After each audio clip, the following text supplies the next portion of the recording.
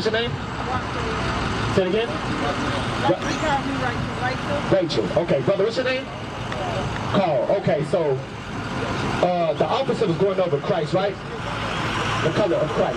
Because, matter of fact, 1:1, Revelation 1:1. Because at the end of the day, this Bible is our history book. That's right. Our forefathers is in this Bible. That's right. This is one of our forefathers right here. Listen to this, brother. Revelation chapter 1 verse 1. Bring it out. The revelation of Jesus Christ, which God gave unto him. So this is the revelation of Jesus Christ. What does revelation mean? Exactly. So what Christ looked like is about to be revealed. That's right. You know. To show unto his servants things which must shortly come to pass. Matter of fact, jump to verse 10. Verse 10. Verse 10. I was in the Spirit on the Lord's day, and heard behind me a great voice as of a trumpet, saying, I am Alpha and Omega, the first and the last. So this is Christ, your forefather, your forefathers, yours forefather. This is Christ. Read on. And what thou seest, write in a book. So this is John, the Revelator. He's about to write down what he sees. That's right. Of your forefather, Christ, of your forefather. Read on. Verse 12. And I turned to see the voice that spake with me.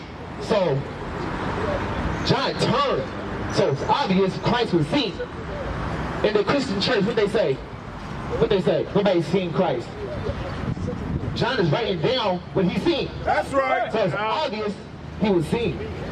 And being turned, I saw 7 golden candlesticks. And in the midst of the 7 candlesticks, that's the menorah. Right. That's the menorah. Matter of fact, yes. Right here. As you read this, look at this picture. And I turned to see the voice that spake with me. And being turned, I saw 7 golden candlesticks. And in the midst of the 7 candlesticks, one like unto the Son of Man. Christ. Read on. Clothed with a garment down to the foot. Chapter 14. Verse 14. His head and his hairs were white like wool. So this going into color and texture. Christ had white hair. Today what they say, like old age gray. Same thing. Christ had white hair and the texture was woolly. Let me ask y'all this. What people have woolly hair? What people on the earth have woolly hair? Like old age? What nation of people? Black people? No. Well, I don't really know. so you have woolly hair. You have woolly hair. Another word for woolly is like kinky, curly, nappy. Get out. Christ had hair like you. That's Like you, right. brother. That's right. We don't. Revelation chapter 1 verse 14. His head and his hairs were white like wool, as white as snow, and his eyes were as a flame of fire. Now, the Christian church, they say that, for example, his eyes was red like because he's like Cyclops off of X-Men. No, that's not it. The reason why his eyes were red because Christ drunk wine. That's right. We don't. Matter of fact, read that part again. His head and his hairs were white like wool, as white as snow, and his eyes were as a flame of fire. You know when you're sleepy, your eyes get real red? Or if you get like you in the shower, you get soap in your eyes, you get real red. That's what it's talking about. Watch this. Verse 15. And his feet like unto fine brass. Brother, what does that mean? Christ's feet like fine brass. What does that mean? The color. What does that mean? Okay. What color is brass? Kind of like Brown. Exactly, like a penny. Just like that. We don't.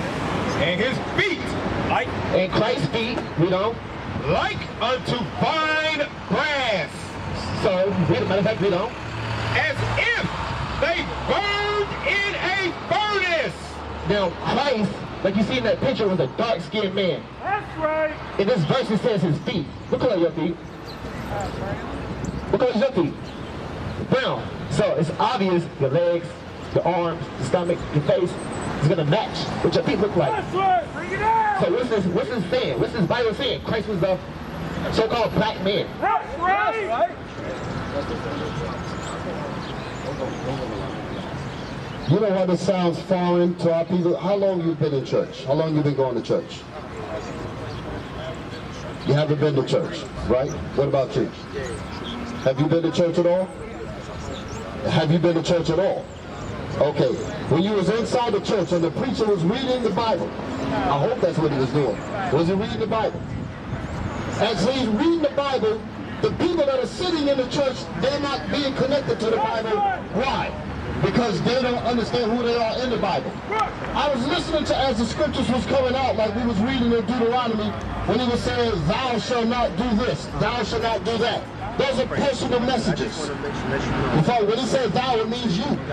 The Bible is literally speaking to you. But when you go to church, they make it sound like it's just some book that we're reading. The Bible is literally your mail, so you can understand.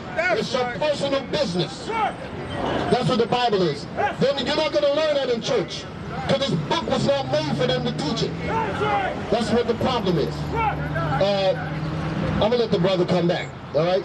But I want y'all to get that understanding. We're not just out here just reading the Bible per se. This is your mail that we're reading. This is your personal business. That's what it is. This Bible is not for everybody, but it is to the children of Israel. The problem is the children of Israel have not been told that they're the Israelites. And they've been called in the Bible the lost. You're the lost people. You're the people that's running around don't know who you are according to the Bible. Brothers ask, what's your nationality? What people out of the Bible do you come from? And our people don't know. That's a perfect description of a lost people. So when the Bible is talking about reaching the lost sheep of the house of Israel, that's you. When he says thou this, thou that, he's talking about you. Thou means you. The Bible is pointing to you as his children, as his people, as he's explaining to us what happened to us. That's right. Yeah, you got a precept for me? Listen. Isaiah chapter 1 verse 3. The ox knoweth his owner, and the ass his master's crib, but Israel doth not know. Do you hear what the Bible just said? The Most High God in the Bible says the ox knows who his owner is. In other words, an ox is a very dumb, stubborn animal. But God says that the ox knows where his power is. When the ox gets hungry, so you can understand, the ox knows where to go get his food from. The ox knows if he needs sleep, he knows where to lay down at. That's what it's saying. God is giving credit to the ox for knowing where his power is. Then it says what? And the what? And the ass his master's crib. And the jackass knows where his land is at. The Israelites, the so-called blacks and Hispanics, they don't know that they are the Israelites. They don't know where their homeland is at, and they don't know where their power is. Your power is not white Jesus. White Jesus is not in the Bible. Okay, so they lied. Because they know the top preachers in the system, they know who this Bible is really talking about. So they ain't going to tell you that. So you'll be sitting in church looking for Jesus, and you ain't going to find him, because although they're holding the Bible, they're not going to tell you that this is your mail that they're reading. That's what the problem is. Read it again. The ox knoweth his owner, and the ass his master's crib, but Israel doth not know. But the true Israelites do not know that they're the Israelites. That's what it's saying. But the Israelites do not know where their power is. Your power is the Most High. Your power is once you understand that you're the Israelite and you start keeping God's laws, that's when the Lord going to show his power in your favor. But as long as you're breaking God's laws, you're going to continue to receive the curses that God going to put on his children for disobedience. Why do we come over here on the slave ships? Because we broke our father's laws. So just like what the brother was talking about earlier, if you have kids, when your kids go against your orders, what do? You put them on punishment. That's what God did to us. But the problem is we never find out who our father is. That's what the Bible is talking about. The Bible is letting you know, listen, you're my children. You're my people. Come back to me and obey my law. and I will redeem you from the hand of your enemies. That's what the Bible is talking about. That's the message. Christ died on the cross to bring that to us. That's the reason why he died on the cross, so that we can return back to him. Come on.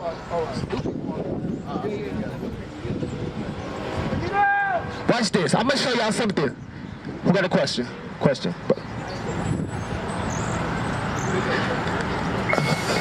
going to show you something before you leave. All right, just listen to this. No, you got to catch the bus.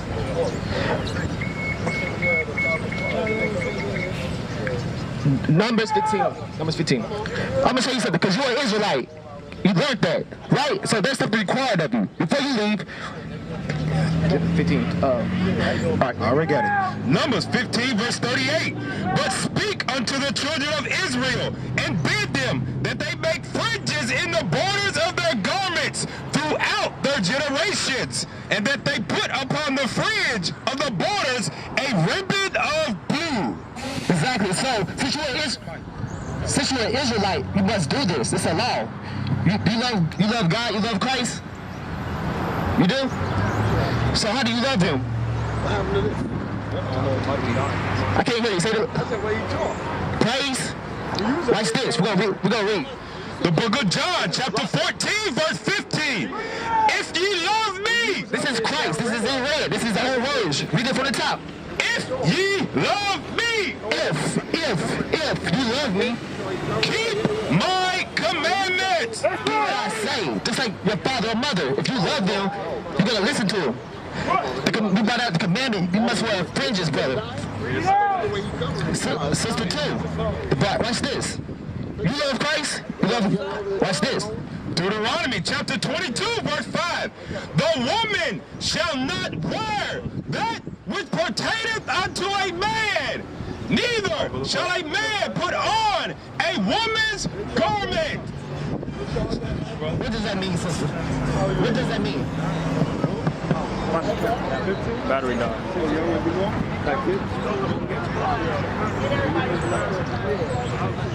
So what kind of clothing must you wear?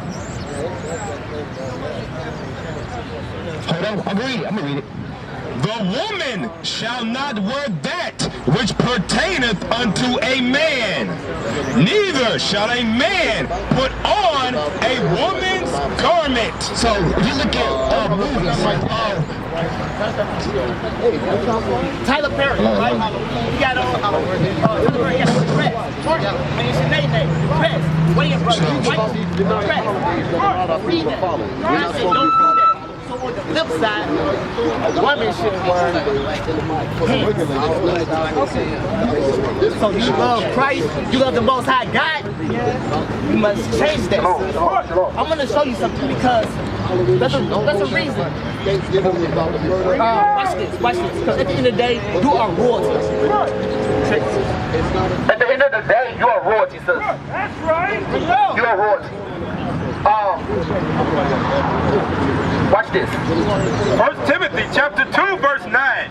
In like manner also, that women adorn themselves in modest apparel. So, just like how you said, a woman must put on modest apparel, meaning, for example, you can't be wearing that short dress showing up your thigh, that tight, that club dress, where it's tight showing up your body. Because if by doing that, what happens?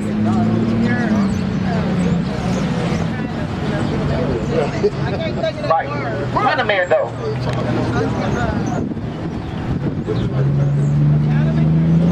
A man that's gonna want to hit it, he's not gonna want to wife you. He's not gonna want to marry you. So the Bible has often solutions.